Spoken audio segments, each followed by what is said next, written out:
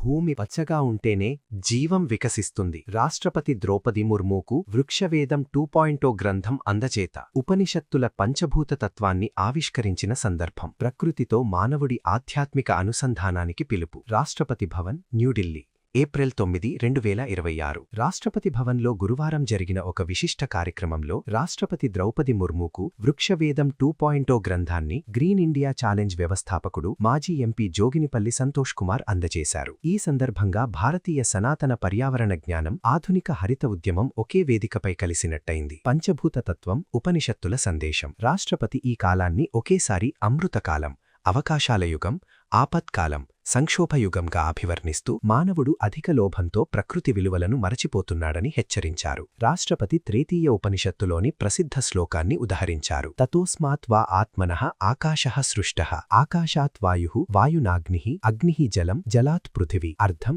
ఆత్మ నుంచి ఆకాశం, ఆకాశం నుంచి గాలి, గాలి నుంచి అగ్ని, అగ్ని నుంచి నీరు, నీటి నుంచి భూమి పుట్టాయి. ఈ పంచభూతాల నుంచే మనిషి పుట్టి చివరికి మళ్లీ భూమిలో కలుస్తాడని గుర్తుచేస్తూ ప్రకృతితో మన అనుబంధాన్ని గౌరవించాల్సిన అవసరాన్ని ద్రౌపది ముర్ము వివరించారు. భూమి పచ్చగా ఉంటేనే జీవం వికసిస్తుంది అనే సందేశాన్ని గ్రంథం ద్వారా ప్రస్తావిస్తూ గ్రీన్ ఇండియా ఛాలెంజ్ దేశవ్యాప్తంగా ప్రభావవంతమైన మార్పు తీసుకురావాలని రాష్ట్రపతి ఆశాభావం వ్యక్తం చేశారు. గత 8 సంవత్సరాల్లో సుమారు 19.6 కోట్ల మొక్కలు నాటిన ఘనత, పర్యావరణ పరిరక్షణను సామాజిక బాధ్యతగా మార్చిన ఉద్యమం, దేశం నలుమూలలతో పాటు అంతర్జాతీయ స్థాయికి విస్తరించిన హరిత కార్యక్రమం. గ్రీన్ ఇండియా ఛాలెంజ్ ముఖ్య కార్యక్రమాలు: తెలంగాణలో రిజర్వ్ ఫారెస్ట్ పునరుద్ధరణ, పశ్చిమ బెంగాల్ సుందర్బన్స్లో 20,000 మ్యాంగ్రోవ్ మొక్కల నాటకం, 1,00,000కు పైగా మ్యాంగ్రోవ్ నాటడం జరిగింది. కోటి వృక్షార్చన కార్యక్రమం, ప్రధాని నరేంద్ర మోదీ ప్రశంసలు పొందిన విశిష్ట ప్రాజెక్ట్. ఈ ఉద్యమం హరాహైతో భరాహై అనే నినాదంతో ప్రజలను ఆకర్షిస్తోంది. ఈ కార్యక్రమంలో రాజ్యసభ సభ్యులు కెఆర్ సురేష్ రెడ్డి, వద్దిరాజు రవిచంద్ర,